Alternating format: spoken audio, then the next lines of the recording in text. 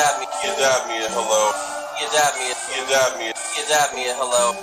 You dab me a hello.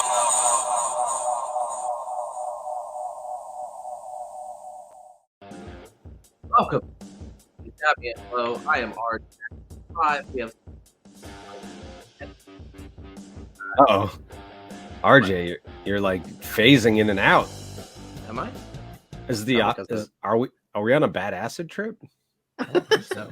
Can you What's hear me? happening? Now I can hear you. It Yeah, is an episode about Okay. the 60s.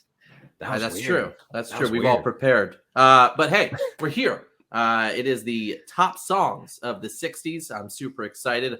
I bought a terrible shirt from Kohl's in advance of this. And yeah.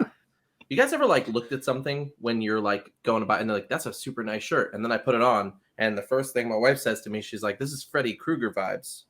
And I was like, thank you. It's not the same color, was but gonna say Charlie Brown, but well, I'm happy. It actually matches my shoes. I got my brown in my shoes. So Does it match your purse matches also? the brown in your pants. oh man, but hey, I'm excited. I didn't have the normal practice. I usually practice earlier in the band, and I didn't have that, so I was prepared tonight. I came, I sat down like half hour early, and just ready for it. So Excellent. how you guys doing? The way it started totally seemed like we were well prepared today. So if that's man. prepared, yeah. Yeah, this is gonna be a good night. Yeah. But yeah, how's the week been? We had a big snowstorm in between the last show. Yeah, that Yeah. was awful. That was I terrible. loved it. Loved every minute of it. I got to meet all my new neighbors though, so that was cool. I went That's outside true. with my shovel. People were outside, and everyone was just hanging out. It was like this big neighborhood hangout in the middle of the snow, and it was like -5 degrees, but it was cool. That was Nice. fun. That seems like really suspicious to me. Like there might be a cult in your neighborhood. So just Actually, Like I was that. going to say the same thing happened on my street. And actually, somebody came over and snowblowed my driveway with me because I only had a shovel too. And I kind of feel like I should have done more. Like after it was over, I did my stuff and then I drove away because I wanted to get the cars out of the driveway. And everybody was still out helping each other. And I was just like, thanks, and ran off with my car. Thanks for the help, suckers. as you like shovel more snow into their driveway. But I actually love the snow, especially when it's that much. I'd rather have a huge snowstorm than just that slushiness like we're supposed to get tomorrow. So I'm not excited about the sleety rain stuff that's going on. But That's gonna suck. Nah, yeah. the snow can go kick rocks for all I care. I'm done with it. Oh, I hate snow. I didn't say I like snow. I'm just saying I get to meet my neighbors, and it was cool. That's all. Yeah. Yeah. The only thing I like is, my daughter loves playing in it. My dog likes playing in it. So watching them, run around and run through the snow and build snowmen. That's about it. But shoveling sucks big time. And Yep. I need a snowblower. I'm at that age now where I'm shoveling and I think I'm going to have a heart attack the entire time. Like my Yeah. chest starts to hurt. I sweat through my jacket. Like it's bad. So. He's shoveling while he still has a bag of donuts. The donuts were my donuts. Tell me about the donuts, RJ. The donuts were my reward for doing it. I didn't do it beforehand. You were like, "Bye, guys. Thanks for helping me out." And then you sat inside eating donuts while everybody's outside shoveling. Looking out the window too. Oh. Well, with the snow, I made a bad parent. Well, it wasn't a bad parent. It was a lazy parenting decision. So as snow came and it was like, it was cold this weekend. It was like 10 degrees over the weekend. And Eliza was like, oh, I know she wants to go sledding. And I sent her outside in the backyard for a while. She played out there. And then by the time it was over, I was like, let's just go to Dave & Buster's. And we went to Dave & Buster's inside, played in the arcade. And that was it. She had a fun time and I didn't have to go out in the cold. So it worked out. But Nice. As long as she had fun. Yeah, it was a good come time. over and sled in my backyard if you want. That's true. Right into the what is it? The Lowe's. The swing set. Well, that too. But My right into the kid, Mack truck. My kid just went sledding down our deck stairs because there's so much snow and it's all compacted. So he just went sledding down the stairs yesterday. Nice. Yeah. Good parenting all around. Sounds Yeah. good. I mean, nobody got hurt. He said his hands were cold because they got wet. You know, kid stuff. That's Nice. his explanation that he told the doctor. He really did go sledding down the stairs. Okay.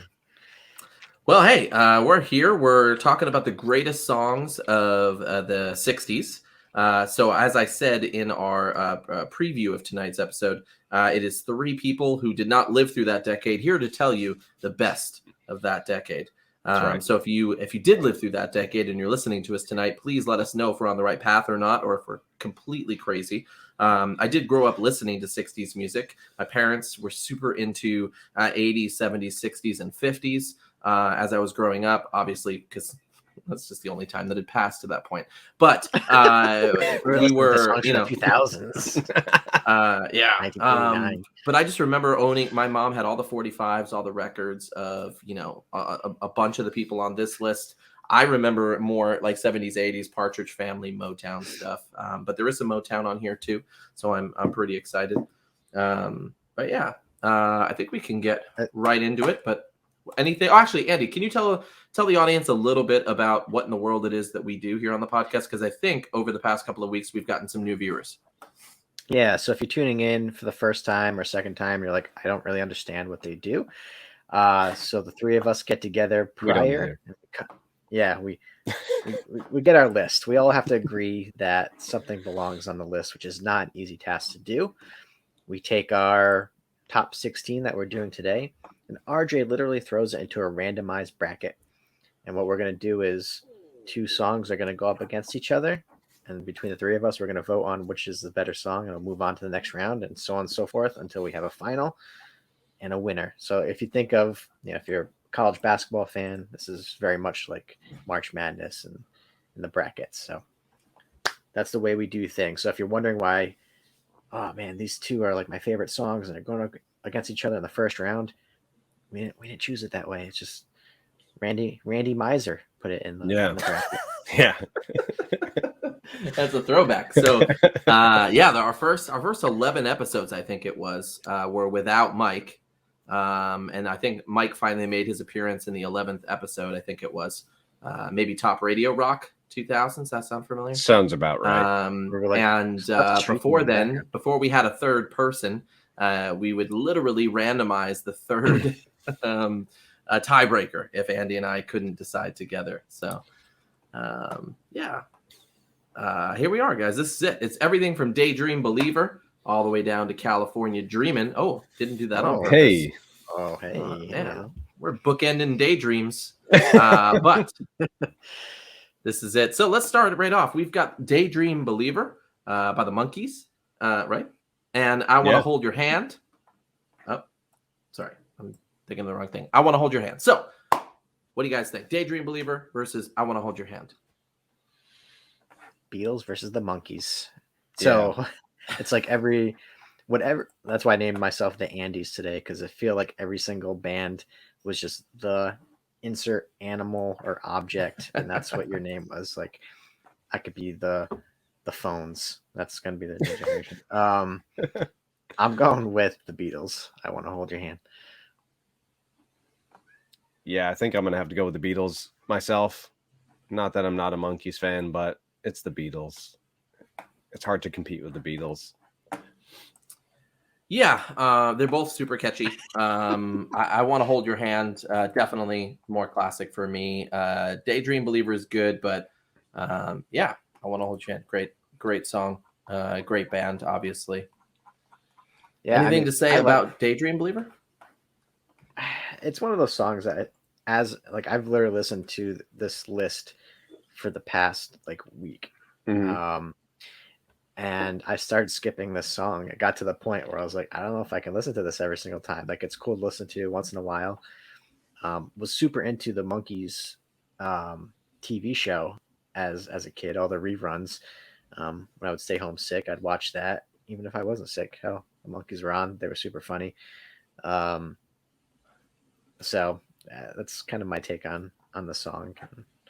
Yeah. Daydream Believer was originally recorded by the Monkees with Davy Jones. It did reach number 1 in the top 100 in 1967. It was there for 4 weeks. I didn't know this, but in 1979, it was actually recorded again by Anne Murray, who's a Canadian singer. One of my mom's favorites, actually. I used to hear a lot of her in the house as well. So again, great song, but you're right, Andy. I was listening to it a lot this week too, and I found that after the first like 45 seconds of the song, I was ready to turn it. It was like, yeah, it's a good song, but I'm done. Yeah, it gets a little sickly after a while. That song, it's a little too uppity for me. Yeah. You know, it was the last single, their last number one single they released before they broke up. So I guess this is a fitting time to kick them out of the bracket. Some of my friends who had a band in Connecticut, they actually got to play a couple shows with Peter Tork, who cool. played piano, and they did a couple of Monkey songs at some local shows in Connecticut. It was kind of fun. But there you go, Beatles. Moving on. Next up, we've got I Heard It Through the Grapevine versus I Got You. I Feel Good. I Feel Good making a comeback these days on TikTok. It's one of those songs they're using currently to scare the crap out of spouses, using the song just blasting in a room in the beginning. So if you haven't seen that, go check it out. It's fun stuff. But what do you guys think? Oh, man. This is actually a really tough one because I like both of these songs. I think mostly the Grapevine was who again? Is this the Gladys? That was Marvin Gaye. We're doing the Marvin Gaye version. Okay. Yeah, not the California Raisins version, which is the one we should have done. Yeah, that's how I remember the song. That's how I first learned about this song. What do you got? What do you got? I'm gonna go with I Got You. And it's I think it's partly because it's such a timeless song. It's literally making a comeback today. It may actually be back on the charts because of TikTok. TikTok is known for bringing back songs and making them popular again.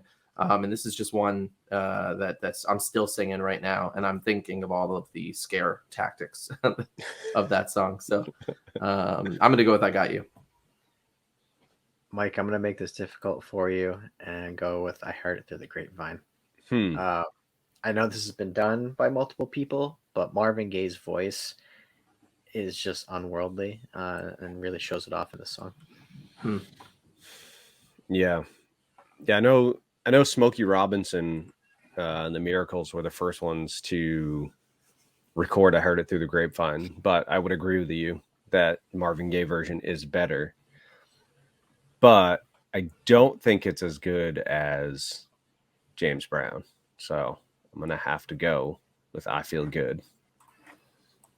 All right. Well, let's talk a little bit about I Heard It Through the Grapevine. This song was released in 1967 originally.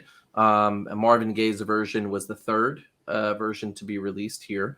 But it's become a classic. It was actually inducted into the Grammy Hall of Fame back in 1998. And in 2004, it was placed number 80 on the Rolling Stone list of the greatest songs of all time. So anything to say about I Heard It Through the Grapevine? And this is Gaye's first number one hit and really skyrocketed his career. A bunch of people tried to put this out prior. Like you said, Smokey Robinson, the Miracles, the Isley Brothers also tried, but didn't work. So I guess Marvin Gaye originally did it as well, and they were like, no, it still didn't sound good. But I guess they ended up going with it. So I'm a little disappointed it's out, but both classic songs, so I'm not too disappointed. It has Mike, its anything place. to add? Not really. No, I mean the song was big back then. Originally it was on his album called In the Groove, and then the song became so big that they just renamed the album Heard It Through the Grapevine. So that tells you how big of a hit it really was back then. And it's a great song, but it's hard to compete with James Brown. So it's true. Next up, we've got What a Wonderful World versus You Can't Hurry Love. What a Wonderful World being by Louis Armstrong. You Can't Hurry Love by the Supremes. What are your thoughts, guys? If I don't choose What a Wonderful World, my Nana will fly back from Florida and strangle me. So that's my immediate answer. I want to see that, so I'm going to go with You Can't Hurry Love. All right, so you're choosing What a Wonderful World. You're choosing You Can't Hurry Love. So now it is on me. And I am torn because I really do like both of these songs. It's on you, your beautiful sweater. I don't know. I do like it. It's not bad, RJ. You beat yourself up. It's a nice sweater. That's true. Yeah, I like it. I'm gonna go with What a Wonderful World as well. Yeah. More classic for me. It's just a song I've heard probably more than You Can't Hurry Love. But You Can't Hurry Love's such a good song too. The Supremes are great. The Supremes, is that I'm gonna sound like I don't know what I'm talking about. Is Diana Ross? Is that? It's Diana Ross. Yeah, I don't know why I was thinking Donna Summer for some reason, but Wrong yeah, era. totally off. Yeah. Close, but close. What a Wonderful World, great song. You Can't Hurry Love. Anything to say about that as we kick that out of the list here today? Billboard ranked this number 19 on their 100 greatest girl group songs of all time. The BBC ranked it as number 16 in their top 100 digital Motown chart, which is based just on UK downloads and streams of Motown releases. So major hit. Again, it's super catchy, gets in your head. And you just can't hurry love. You just have to wait. You just have to wait. Actually, I'm a huge fan of the cover of this by Phil Collins, which came out many years later.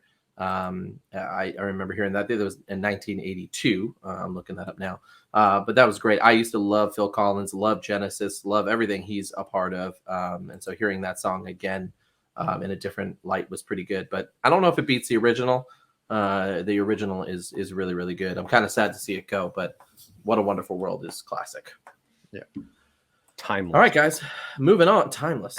Moving on. We've got Build Me Up Buttercup. And that one for this one is The Foundations, correct? Yes. Versus Suspicious Minds by Elvis Presley. What are we thinking here? I'm going with Elvis on this one. Why? Because I listened to it one time a week ago, and for the past 7 days, it's been stuck in my head from the time that I go to sleep and wake up.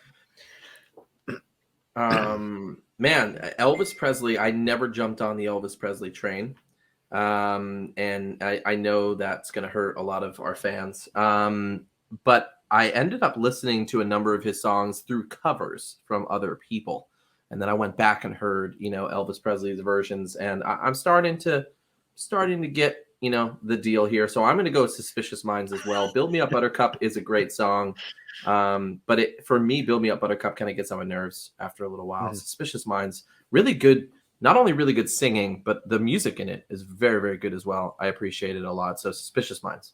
Yeah, I would have chosen the same. I don't know how Build Me Up Buttercup actually ended up on this list, because the more I listen to it, the more I hate it. And the last time I remember it being really popular was when Me, Myself, and what was that movie? Me, Myself, and Irene came out. I almost said Me, Myself, and Eileen. So it was something about Mary. That's right. Yeah. You're right. Yeah. That was the last time I remember it being super popular. And I hated it then too. So I don't know how it made it on this list. Because it's super popular. It's still popular today. I mean, it's a great song. Yeah. I do like it. We were definitely on the fence if it was going to make it into our top 16. We're definitely going to talk about songs that we all wanted on our list at the end, because there's so many. Some of my favorite songs did not make it on here. But personal preferences. But definitely if you continuously listen to this song, you're gonna keep skip. But like the first time I put it on, I was like, oh man, this is such a great song. And then the second time I was like, all right, it's still a great song. By the third or fourth time, I was like, this is terrible. It's not. It's just you just can't play it over and over again. It's kind of like that, like was saying about that other song. It's just so upbeat. Yeah, it's almost like, it's sickening. Yeah, it's too saccharine. So Build Me Up Buttercup originally came out in 1968. It hit number 3 in 1969 on the Billboard Hot 100. and it was certified gold pretty quickly. Over 1 million copies sold. I mean, it was a big hit for the Foundations. Like you said, something about Mary. It was in Geico commercials, and it's also used in the LA Angels 7th inning stretch for a number of years. So, but that's it. Let's move on. We've got Brown Eyed Girl versus My Girl. Again, random. Sorry, the girls are together. Oh, this is a tough one. Unfair. This is although Brown Eyed Girl. Is this the what version did we go with? Van Morrison. Van Morrison. My one. Girl, obviously the Temptations. Yeah, I'm going with My Girl, guys. That's not my favorite Temptation song, though. No. I don't know how I feel about that. I'm going with Van Morrison on this one. Oh gosh, okay. This is it. Brown Eyed Girl or My Girl? Come on, girl. Which one? I gotta go with Brown Eyed Girl. Oh my word! What? I know. We're kicking the Temptations off of the 1960s. You have no idea how horrible I feel right now because the Temptations. Like, how hard you feel. It was the meme I sent out. There was too many damn Temptations. There was. Again, not my favorite Temptation song, and I had more than one on my list as well. I agree with Pete's comment here that My Girl is too iconic to lose in the first round. Oh yeah, that one. That was a tough matchup. That one should have went a little further. It's the random Randy. Randy's doing it again. Randy. Tim, start your own podcast then about picking songs. I think we should have Tim on the podcast one day. I feel like he would be someone fun to argue with on the show. You don't want to argue with Tim. You know what? It's gonna be Tim, me, and RJ and Mike's off. And guys, Mike's gonna be in the comments. I just wanna mention a Duval people. I'm on your side. I chose My Girl. I don't understand what happened here either. Tim is not a dad, but he can be a daddy for the day, I guess. Daddy for the day. It happened to me once too. To be an honorary dad. That's something that shouldn't be. Here, have a kid. All right, let's talk about My Girl a little bit. Yes, Tim, be careful. It depends. If you're good or not, you get asked to come back. Sorry to anyone who's listening, but I've just started a civil war in the chat. I know. I apologize. Pete, actually, for the fans who are at home, Pete was actually one of the original first-time guests on the show. I think he was in our top Disney bracket, which actually was 2 episodes long. And I don't remember. Pete, if you can throw it out there, were you on another one, or was it just the top Disney one? I can't remember off the top. He was on your 4-7 podcast as well. Mm-hmm. Yes, he was on the other podcast. Thank you for that. 4-7 podcast available 4-7. Can't do 7, but yeah, it's available on YouTube and Facebook and Spotify. That one is an interview one where we interview rock artists, Christian rock artists actually, and we've had some pretty cool people on it. Obviously, as you can tell, cooler than people here like Pete. But no, I'm just kidding. Pete actually brought some people onto that show for me. Pete was on our Switchfoot episode over on the 4-7 podcast. So thank you, Pete. I'm ignoring all the comments that are coming up, so I know he's talking trash about me, but that's fine. No, Trista says she only started listening when I came on because I'm the only one who Venmos her every Thursday. It's the you get from doing the podcast. He just sends it over to our fans. Correct. Oh man, Please don't expect any money. We got angry faces. Oh, we did Pete, get angry actually, faces. Oh boy. I want to throw it out there, Pete. The second highest rated episode on the 4-7 was the other one you were on, which was our 90s rock discussion. So both episodes that Pete were on scored almost 1,000 viewers apiece. So thank you, Pete, for giving life to my other podcast. They love your face, Pete. They love your face. It's true. It's true. You know it's going to be a good one when Pete shows up and the celebrity on this thing goes, Pete! Oh! So, anyways, let's move on. We've got... Actually, I don't know if we talked about My Girl yet. Yeah.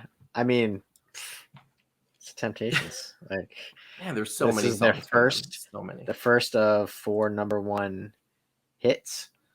Also the first #1 for a male vocal group on the Motown label. This was another song where Smokey Robinson and the Miracles were involved. They actually wrote the song. I love Smokey Robinson and the Miracles. I agree. I'm missing all these comments. There's so many. I'm just trying to click through them and leave them up for like 5 seconds. So we killed off the Temptations because Brown Eyed Girl. Sorry, I just had to throw that out there.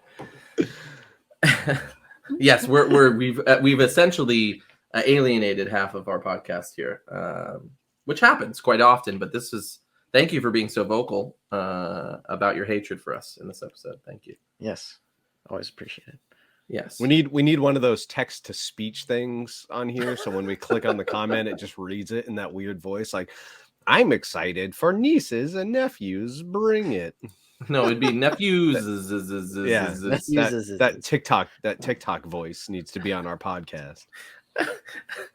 Thank you, Triz. That is, yes. So the Temptations. I love the Temptations. My Girl. I think Andy just said it. It's probably not their best song. Probably one of their most famous songs. But man, they have been everywhere, decades long. So many people, are still listening to them today. I love them a lot. It's sad to see them go in this one. My Girl is a great song. I think My Girl is also in the actual movie My Girl in the 90s, right? Yes. It didn't just have the actual title, right? And it also was inducted into the Grammy Hall of Fame back in 1998. And it was ranked number 88 on Rolling Stone's 500 greatest songs of all time. Sorry, Andy, I missed it. Did you mention that this was a callback to Smokey Robinson's song "My Guy" that he wrote the year before? No, I did not say that. Which I think is the same "My Guy" that was in Sister Act. Oh, okay. Yeah. Okay. Interesting. Nice. It's good. Well, next up, we got the Zombies' "Time of the Season" versus "Unchained Melody" by the Righteous Brothers. This is hard because when we first made this list, you guys put "Time of the Season" on there, and I didn't remember that song. And then I heard it, and I was like, man, I love this song so much. That's a great song. And Unchained Melody, I don't know why, but I had a VHS in the 80s or 90s with some music videos on it, and Unchained Melody was one of them. And I heard that song every day for a long time. I wore that VHS out playing music videos all day, every day. I swear, sometimes like I close my eyes and I start to listen to the beginning of "Time of the Season" and it goes right into "Stand By Me" instead. A little bit. Yeah, I can see that. Which "Stand By Me" is probably my favorite song of the 60s and did not make this list. But this is I'm actually wondering how that happened. I think it was Mike's fault, actually. It was Suspicious Mike's. Yes. Yeah. Because I put it on my list too. Yeah. Oh, I'm sure. I looked at it. All right, sorry. Get this. All right. "Time of the Season" versus "Unchained Melody." How y'all feeling? "Time of the Season" for me. Okay. All right. I know that's not what RJ is going to pick. Why? Why do you think? Because you just professed your love for Unchained Melody. Yeah, I can't. But I also said how much I love "Time of the Season" now that you've reintroduced it into my life. Okay. So what do you? But I'm going to choose Unchained Melody. Oh, of course you are. It's because he wants to replay the ghost scene with me. I like Unchained Melody, but there's a newer song out that uses the Unchained Melody theme. Newer song. I don't know how new it is because I'm not hip with the pop music, but it drives me nuts. So I have to go with "Time of the Season" because that song. You can't blame Unchained Melody from back 50 years ago because someone screwed it up today. Yes, I can. I'm a part of this podcast and I have a voice. Come on, RJ, talk about the Righteous Brothers. Yeah. Yeah, like I said, it was on a VHS. I used to listen to that song all the time. It came out in 1955. Wait, why is this even on here? Wait, what? What? It was in, the Righteous Brothers re-recorded it in the 60s. I'm with you now. 1965 is the best known, recorded by Righteous Brothers. I I don't really have much to say. I didn't listen to the Righteous Brothers otherwise, but I also didn't listen to the Zombies otherwise. So these are just two one-hit wonders for me. Which is weird because you love Zombies. That's true. That's So true. this should be That's like your favorite band of all Except time. for White Zombie. He doesn't like White Zombie. No, I don't. No. Yeah, didn't think so. He's not All right. more Well, human. hey, I got nothing else to say. Let's move on. We got I Want You Back by the Jackson 5 versus Good Vibrations from the Beach Boys. This is really hard for me. Yeah. As you can tell by my name. I was just going to say. It's not for me. It's I Want You Back. What? It's I Want You Back. That's my pick. Oh, I'm picking I Want You Back. You said it's not for me, but I didn't say I don't know how much anything. more clear that could be that I'm picking I Want You Back. Andy was saying it was not a difficult Archie, let me choice explain for how him. we do this show. So we have two things that go against each other, and then each one of us picks our favorite between the two. So, all right, it's super hard for me because I hope that was autocorrect. the Beach. Or your Amazon search history is very interesting. I'm getting a good vibrator. She's giving me the excitations. Okay. That maybe that was the original. Anybody line. who's I don't listening know. to the podcast will have no idea. Sorry, people who are listening. You're right. Andy pointed this out that sometimes we laugh hysterically and never tell the people listening at home. Somebody had posted instead of good vibrations, good vibrators, which very much goes with the song. But yeah.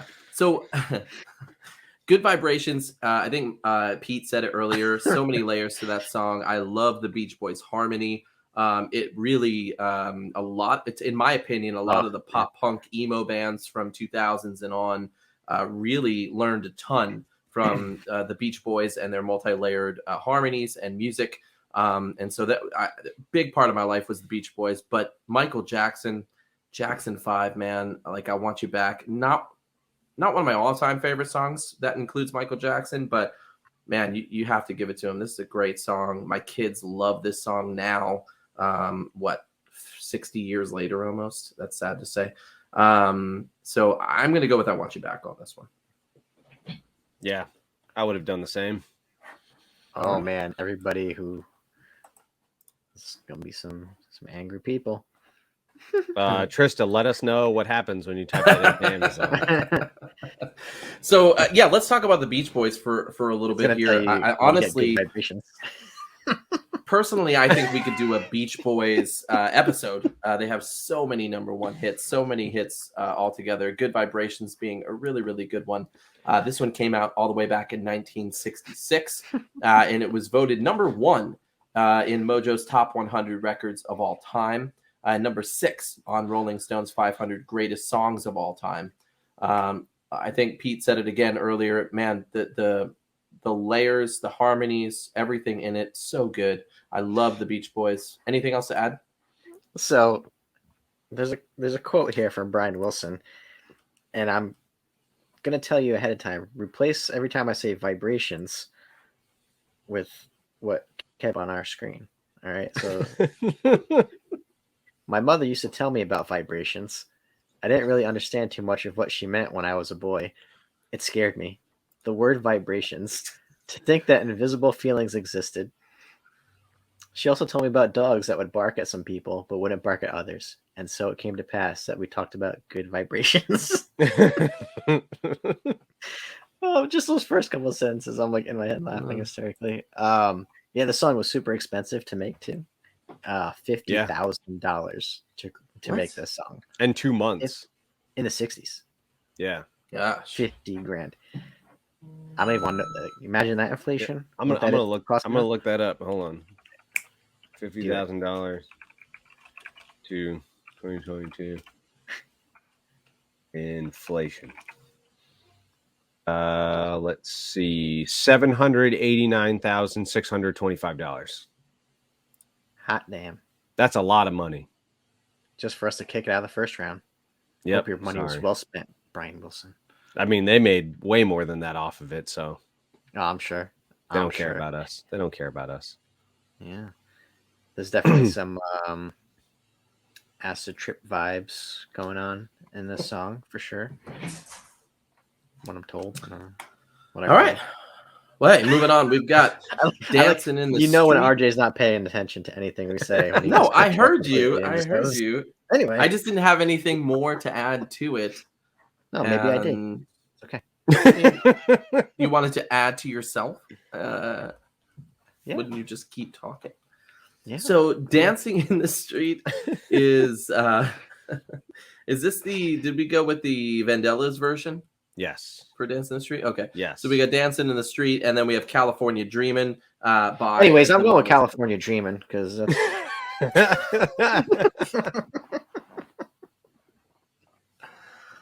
Man, Oh boy. What do you got, RJ? He threw me off. I have no idea what I'm saying. You have to pick a song. I'm doing California Dreamin' for sure. Yeah. I would have done the same. Oh, all right. Well, I don't dislike Dancing in the Street, but I think it was at a disadvantage going up against California Dreamin'. Yep. Andy? No. What do you have to say about this song, RJ? I would love to hear your thoughts. On Dancing in the Street?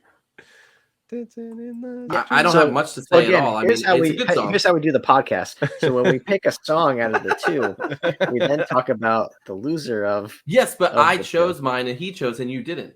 So I was asking. Yes, you I to did. choose. I said What did you say? when I cut you off at the beginning.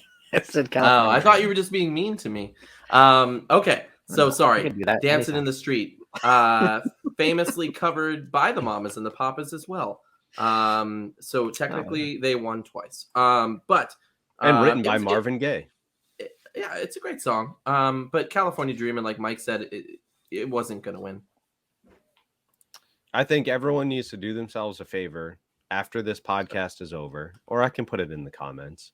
There's a YouTube video of the Mick Jagger and David Bowie version of Dancing in the Street without any music, and someone just inserted squeaky shoe sounds and clapping and then whisper singing. It's really funny. It's hilarious. It's really good. So Martha Reeves, who was Martha from this group, she was a secretary at Motown who couldn't get an audition to sing. And one of her duties was singing the lyrics to new songs so the backup singers could learn the words. And that is how she got discovered to sing for Motown. So go after your dreams, kids. Doesn't matter where you are. You can't be noticed. Once they hired her for the song, she also convinced them to hire her old band back. And that's how they became the Vandellas as well.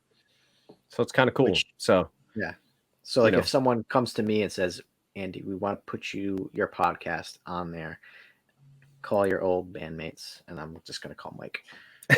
That's right. RJ is disgusted. He's not listening. I am too. I'm just letting you guys talk. It's just nonsense. All right. So, hey, we are in the top 8 now, guys. How y'all feeling? Oh, that was fast. Oh, wait, it wasn't fast. that Oh, way, 40 but, I mean, minutes. 40 It's minutes. fast because we're having fun. Yeah. Is everyone else having fun? That's what I want to know. There's a lot of talking going on, but I don't know if it's fun. It seems like everybody's angry and everyone's threatening us. Yeah, and your family's catching up. It's like a family reunion in the chat. Hey, I'm bringing the family together, okay? Cook out next weekend. If only. The snow won't be melted by then. But anyways, hey, we're in the top 8. We've got I Want to Hold Your Hand by the Beatles versus I Got You, I Feel Good. What are you guys thinking here? I'm going to go with I Want to Hold Your Hand right away. This is where the interesting part of how we do this goes, because you can vote for one song originally. That's a song that you didn't vote for, and then vote for that song. I'm going with these two matched up. I'm going with I Got You. Oh, really? I got to go with the Beatles on this one. I got to go with the Beatles on this one. Sorry, Andy. I don't know why I'm apologizing to you. You didn't write the song. Actually, I got you, on your notes. James Brown, 1965. I don't have a lot to say about it. Like I said, it's making a comeback these days, which is kind of fun. A lot of people are listening to that again, but I don't have really too much else to say about it. Anything from you guys? It's a great what's song. funny is when I'm talking, I sometimes will go off the screen and I can't see the video anymore. And so you guys start laughing at some comment that's come up, and I'm clueless until I come back later and I have to read it. I only have 2 screens and I can't see everything. So I got you not originally James Brown song, but it was a reworking of a song called I Found You, recorded by Yvonne Fair and produced by James Brown in 1962. She was one of his backup singers that would go on tour with him. But it ended up becoming one of his hit songs once he reworked it. But he recorded it in September of 1964, and the song wasn't going to get released because the rights were split between James Brown and then the song. So the James Brown's voice and vocals were on one label, and his music with the band was on a different label. So the song almost didn't come out, which is kind of crazy. So it took over a month for the song to be released once it was finally recorded, which was kind of nuts. Hey! Do you know that in 2000 it reached number 21 on VH1's 100 Greatest Songs in Rock and Roll, and number 78 on Rolling Stone's magazine's list of 500 greatest songs of all time? Sorry, Nice. I wish I could mimic his voice. I figured I'd get a little. Well, I feel good. What a Wonderful World versus Suspicious Minds. Oh man. Oh boy.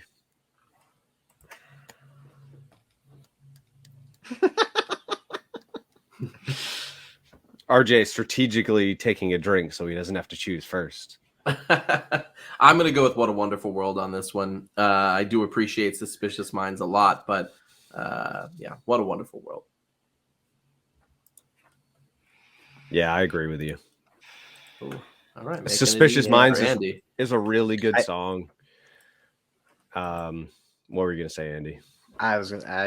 This is again another one where, even though I didn't pick it the first time, I would choose Wonderful World. Okay. Even though Suspicious Minds has been stuck in my GD head for a week. It's so good. The more you listen to it, the better that song gets too. Yeah. And again, originally not an Elvis song, which apparently is the chatter of a lot of his songs, but yeah, he sang it really, really great. It's super catchy, gets stuck in your head. Yeah, talking about some suspicion about someone doing some hanky panky on the side. Not what they should be doing with in the first place. So. And this was you get some good vibrations elsewhere.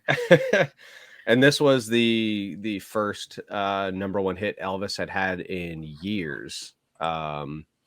So I think he had like a 7-year drought of, not having great music. His movie career wasn't doing so well.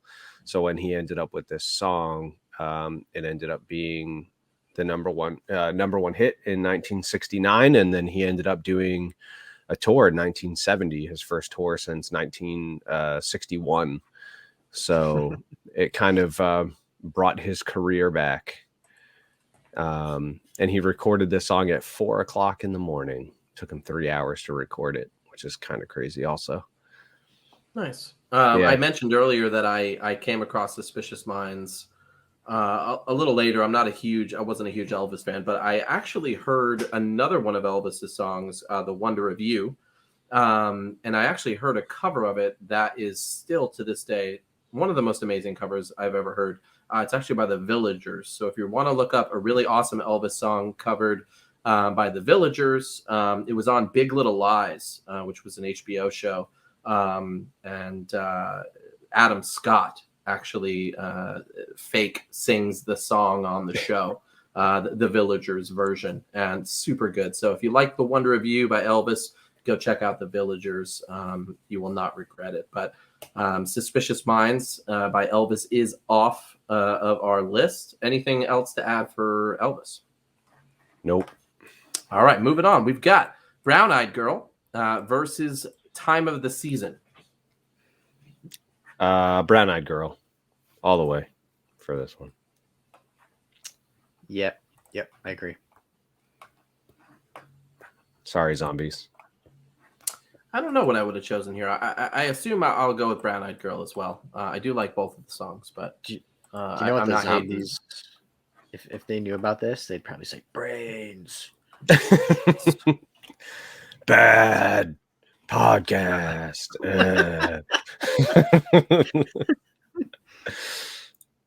Sweater, yuck. So this song was released. Time of the Season. Yes, Time of the Season Yes.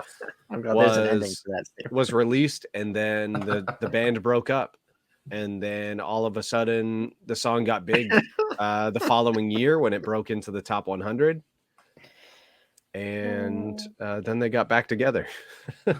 And then the song continued to get popular. It sold over 1 million copies, and it made its way to number 3 on the charts. And that was the end of that. They released some more music up until 1972, and then that was it. Womp. Man. And it was in a Friends episode, the one with the flashback. Oh, Which- okay. They didn't really play a lot of like actual songs, so No. it's a rarity. You're right But, about that. Yeah, it's interesting. All right, Good well, hey, song, though. the last of the top 8 brings us to the Jackson 5's "I Want You Back" versus "California Dreamin'" by the Mamas and the Papas. Mm. I'm going with California Dreamin'. Wow. Wait, are you serious? Are you serious? I'm actually torn on this one too. Jackson 5, I thought I would bring all the way to the finals, and I kind of want to as well. But "California Dreamin's" a great song, and it does seem more 60s to me than the Jackson 5. Jackson 5 has a 70s vibe for me. "California Dreamin' definitely more 60s. But I'm torn. Mike, do you have any idea? I don't know. Well, now that you say that, I mean, Jackson 5. Making it hard for me here. Such a good I'm song. going to go with You're giving RJ some good vibrations. You know what? Someone Here screenshot it is. that. Here it is. I would choose 100% "I Want You Back" as a better song. However, being that this is a 60s podcast today, "California Dreamin' reminds me more of the 60s than the Jackson 5. So for only that reason, Wow. California Dreamin'. Wow, Mamas and the RJ Papas. is changing the rules. It's an upset. I'm not changing the rules. We don't have any rules. We're talking about the best 60s song, and this reminds me of the 60s. It definitely is a classic 60s song. If I were to think of "I Want You Back," immediately I would have thought the 70s, but it came out. Was it 1969 that "I Want You Back" came out? 68, It was probably I yes, think. it was 69. October. It didn't top the Hot 100 until January 31st, 1970. There you go. Technically, yeah, you'd pretty much consider this an early 70s song, even though it was released in 69. No, 68. It was released. No, it was released in They released 1968 as a single. On a different label. So this Yes. on a local I don't label. see 68 at all. Where are you seeing this? So they released it on a local my label notes. in Gary, Indiana in 1968 before Motown picked it up. And That's released right. Oh, I do see. No, That's wait, right. I still don't. Whatever. But anyways, I'll send you yeah, my notes.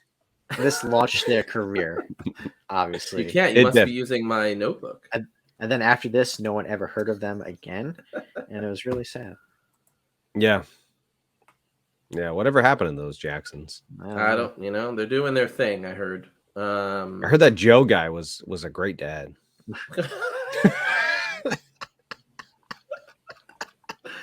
Oh my word. Hey, we're here. This is it. There's so much to say about the Jacksons. I mean, we honestly could go on forever. I was obsessed with the Jacksons. Michael Jackson, Thriller, everything. It's just so good. But even in the 90s, I think, or late 80s, they had a Jackson 5 documentary that was like 5. That was like 5 episodes or something like that, and had Boys to Men in it, which was very memorable for me. Can we stop? Stop clicking on it. You don't have to click on it. I didn't do that. It was Mike. Oh, Mike. Fun fact: Michael Jackson and I have the same initials and birthday. That's crazy. Yeah. Can we just do? Should we do a podcast of like the best dads ever? We could do that. And well, I mean, we can ironically choose only the worst. Yes, it'll be opposite day. It'll be all right. You know what? That's our April 1st episode. No, that's not best worst dads. We're making Andy uncomfortable. Can you think of any other dads you want to throw under the bus currently?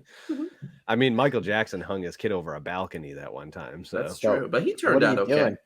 Little blankie. You guys don't have to post every comment. Just they're funny though.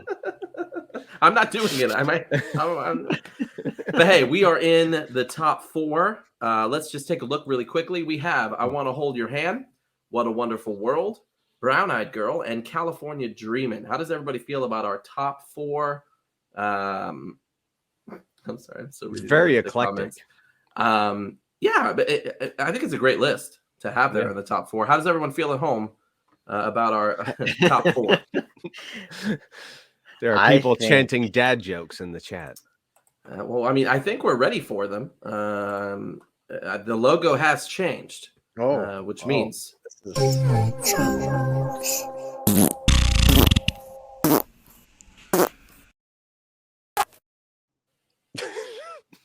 and Andy, you are in the top left today, so you get to open this up again for the dad jokes. Mike, are we at a tie? For the season? We're at a 3-way tie again. We all have 8 points. I don't know how this keeps happening. It's the tie of the season. It's the tie of the season.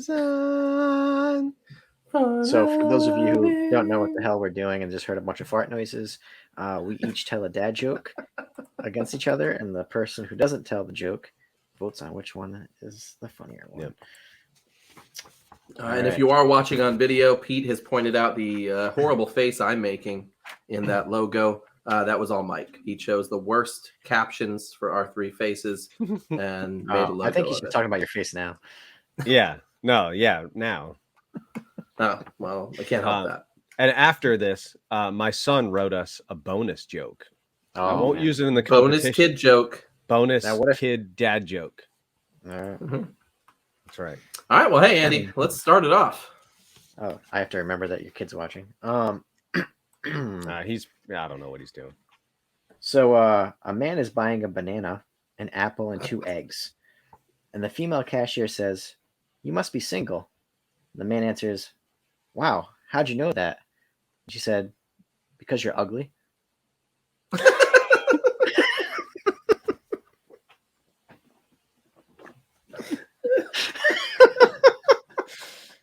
I can't top that. I can't top that.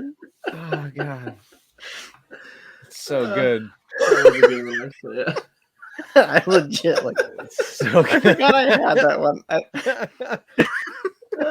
I have so many questions as to why you're eating broccoli at 9:30 at night, 10 o'clock. Is that your 10 p.m. broccoli? No, she lives in Seattle. It's still too late for broccoli. 7 o'clock. Why are we eating broccoli that late? Mike, do you just want to forfeit this round? No. I need to give the people a joke. All right. I need to give the people another joke that they can tell their friends at work next week. I got called champ. All right. You're 5 years old. I feel like we do need to have her on because she's so mean to me. Trista, you missed an E at the end of the word. It's artiste. Yeah, we should get Trista and your wife together, and you'll just be brutalized.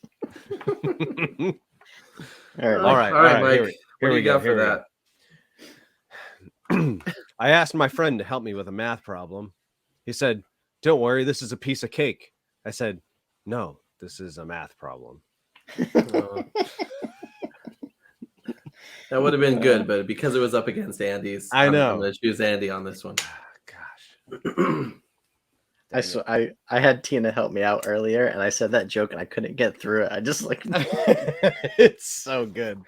It's so good. Pete, every episode is an RJ roast. It's true. It's true. All right. Hey, RJ, why do scuba divers fall backwards into the water? Because if they fell forward, they'd still be in the boat.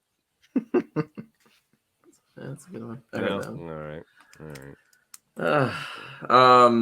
Yeah. My wife, she says I'm way too condescending. Oh, sorry. That means I speak down to people. I'm giving that one to RJ because I almost picked that one too. What? I lost two. Oh God, I lost two in a row. All right.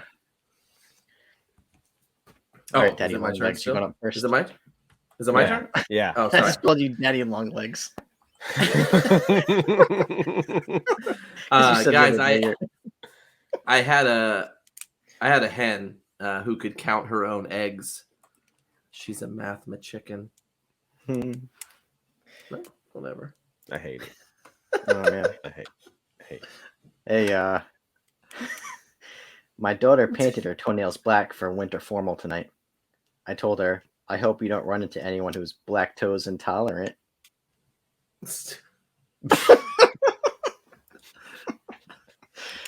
I hate them both. Mine just looked better in comparison after he told his joke. Can I not give either of you a point? You have to choose one. All right, RJ gets a point. RJ gets a point that round. Ah, man, I should have went with the other one. I did have a backup. I'm actually. I wish I had used it. But... Listen, I came in with the heat and I went out with a fart. Yeah, you did. Sorry. Jordan liked RJ's joke better. He heard it. Wow. He heard it. Yeah. All right. Well, I picked RJ's joke also. Well, that's true. I had to do with the chicken. Well, what is your son's joke? Oh, okay. So my son wrote me a joke to tell you guys. Kid says, "Can I have ice cream?" And dad says, "You're screaming for ice cream, you know."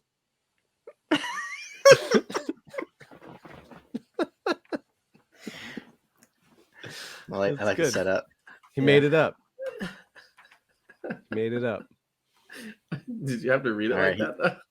Why? What? How else am I supposed to read it? That's how you deliver jokes, like RJ. Jeff Goldblum.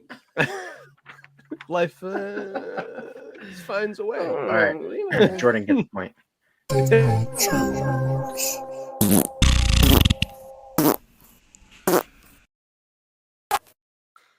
Oh man. Well, hey, here we are. We're in the top 4. Thank you for another, and thank you for the joke, Jordan. If you guys have any jokes you'd like us to throw on air, maybe that could become a thing. Feel free to comment or send us an email. Nice ones, that please. Could be bad news. Yeah, they have to be appropriate. Yeah, well, I mean, we don't just throw them on the screen unless Mike's handling comments. Look, man, I'm a socialist. Everyone gets their comment on the screen, okay? Oh, man. Well, hey, here we are. We're in the top 4. Again, I Want to Hold Your Hand, What a Wonderful World, Brown-Eyed Girl, and California Dreamin'. Let's start with the left side of the bracket here because that's just what you do. I Want to Hold Your Hand versus What a Wonderful World. Good callback, Pete.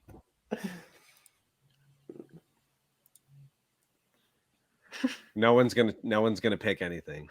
I'm gonna go with I Want to Hold Your Hand by the Beatles.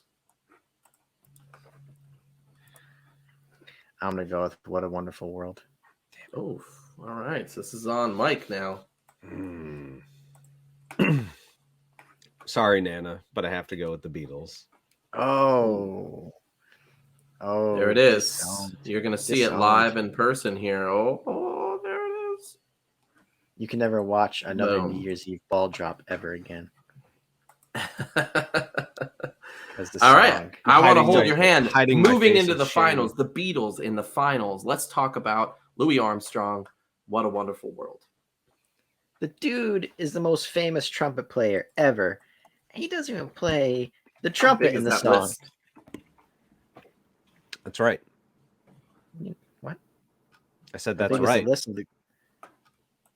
I'm commenting on what RJ said. Oh, You just said he's the most famous trumpet player of all. Like, Yes. how big is that list? Like, can you name 5 other trumpet No. players? That's I why can name Dizzy that's why it Gillespie. makes him the most famous. Duh. I mean, maybe the guy in Monty's fan club played a trumpet. I don't know. No one in Be this like, chat will know who Andy's the that most is. famous guy from You Dab Me a Hello. How many are there? There's 3. I mean, you're right. Well, What a Wonderful World came out back in 1967. It made it into the Grammy, or Armstrong's recording made it into the Grammy Hall of Fame in 1999. It rose to number 32 on the Billboard Hot 100, which seems kind of crazy. It should have been number 1 at some point. But any other thoughts about What a Wonderful World or Louis Armstrong before we move on? Yeah. There's nothing else like it on this list. That's for sure. Yeah. Definitely Even for the time that it came out, it didn't sound like anything, So, all right. Well, hey. Yeah. That's it. Moving on. We've got Brown Eyed Girl versus California Dreamin'. Brown Eyed Girl. California Dreamin'. Wow. Oh, I said like that. Wow. Oh, Wow. Okay. Try the combos. If anyone gets that joke. There's 2 people in this chat that will get that joke. I'm glad you're catering to the crowd. For anyone that doesn't know what I'm talking about, it's when Christopher Walken was on SNL, and it was the Continental. And he tried to be fancy, and he just had a plate of combos.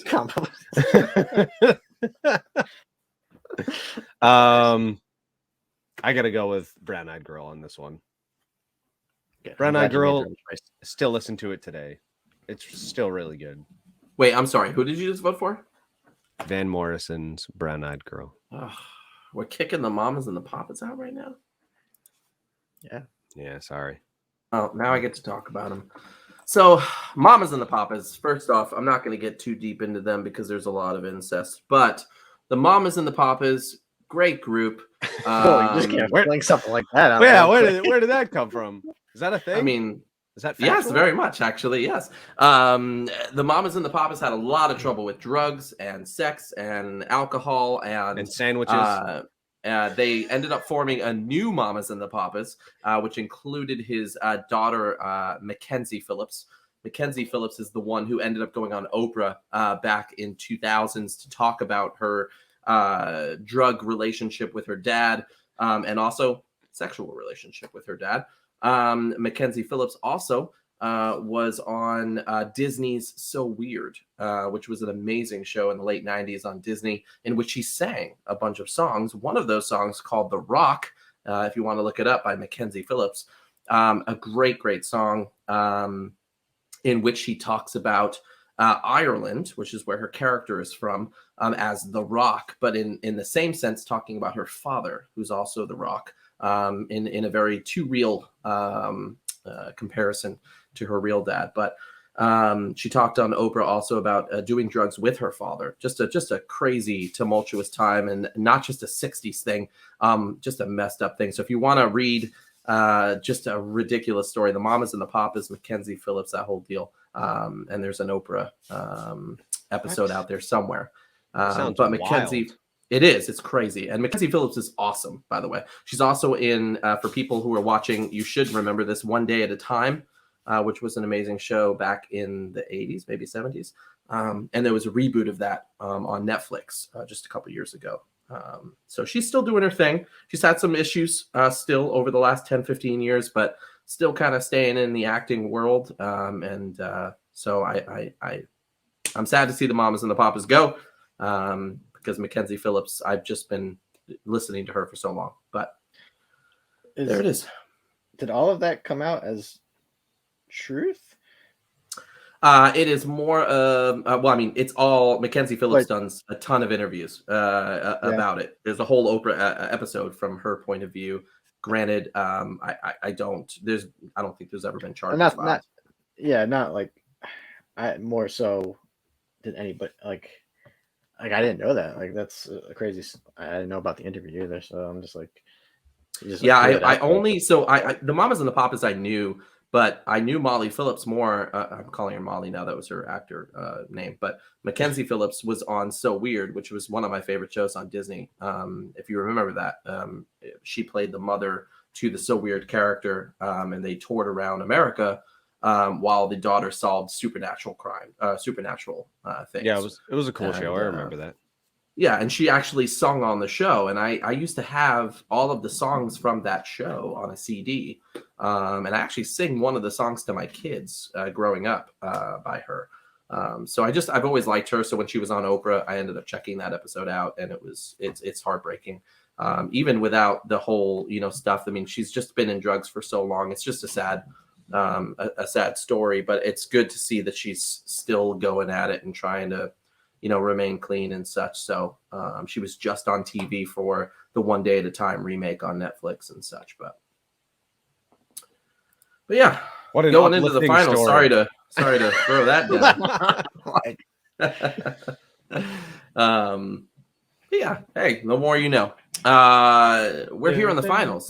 This is it. We do have I Want to Hold Your Hand versus Brown Eyed Girl. This is a big one. Let's talk about I Want to Hold Your Hand by the Beatles. Let's talk about them. It was written by John Lennon, Paul McCartney back in 1963 using a 4-track. Mm-hmm. Honestly, countless number of singles from the Beatles in which I love. This is a great one. I don't know if it's one of my favorites by the Beatles all time, but it's a great song. It's up there. She Loves You was right before that. Can't Buy Me Love came out right after that. Both great songs. I don't know. There's not much bad to say. I mean, it's such a great song, great band. Yeah, it was their first #1 hit in the U.S., selling over 12 million copies. And I think Kevin had mentioned earlier on that this is the song that really started the British invasion. RJ is petting a cat, but awkwardly, like as if we can't see the cat. Now he's like, he's like the guy on Inspector Gadget. Talk more about the Beatles. But yeah, the song was absolutely huge, and really sort of changed rock and roll in the U.S. for the better, in my opinion.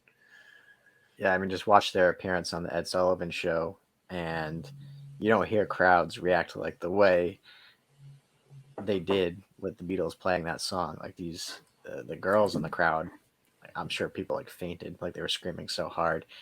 I mean, I don't know. they weren't the best looking of guys, I don't think. So maybe of that time, I don't know. But anywho, they were good looking for British people. We're like the Beatles of the podcasting world, then, I guess. Yeah. Like, we're like okay. We're not like super good looking, but like we're kind of talented. So like we're married. If you're into dads, this is the show to be at. Yeah. Yeah. For sure. Yeah. Andy's super uncomfortable right now. Brown-eyed girl. Let's get even more. Just moving on. Let's talk about the podcast. Let's talk about Brown-eyed Girl was going to be named something different. And I was going to talk about what was that? I missed that part. It was going to be called. It was actually originally called Brown Skin Girl. Oh, okay. It was talking about an interracial relationship, and at that time, it was something they didn't want to promote. So, and then this song had a lot of controversy too behind it because of the line "making love in the green grass," because you couldn't say that. So he had changed the chorus of the song from Brown Skin Girl to avoid not getting played on the radio. And then the song didn't get played on the radio anyways because of Making Love in the Green Grass. So then it got changed to Laughing and a Running. And that's why those lyrics are in the song. Laughing and a Running. So there's female backing vocals to this song performed by the Sweet Inspirations. They were a gospel group, and you could also hear them on Aretha Franklin's Chain of Fools. Oh, nice. Yeah. Very cool. All right, well, here we are. We're with the Beatles. I Want to Hold Your Hand, and Van Morrison's Brown Eyed Girl. Where are we voting today? Before I lose, I'm going to go with Brown Eyed Girl. I'm going to go with I Want to Hold Your Hand. So this is on Mike now. Yeah, it's the Beatles. I don't think anyone's surprised here. All right. Well, there you go. I didn't hold on. I had music ready for this. Very anticlimactic. Was this a dad joke? There it is. God. Like, I Want to Hold Your Hand. We're at the end of the You Dad Me and Hello podcast. Thanks for joining us this evening.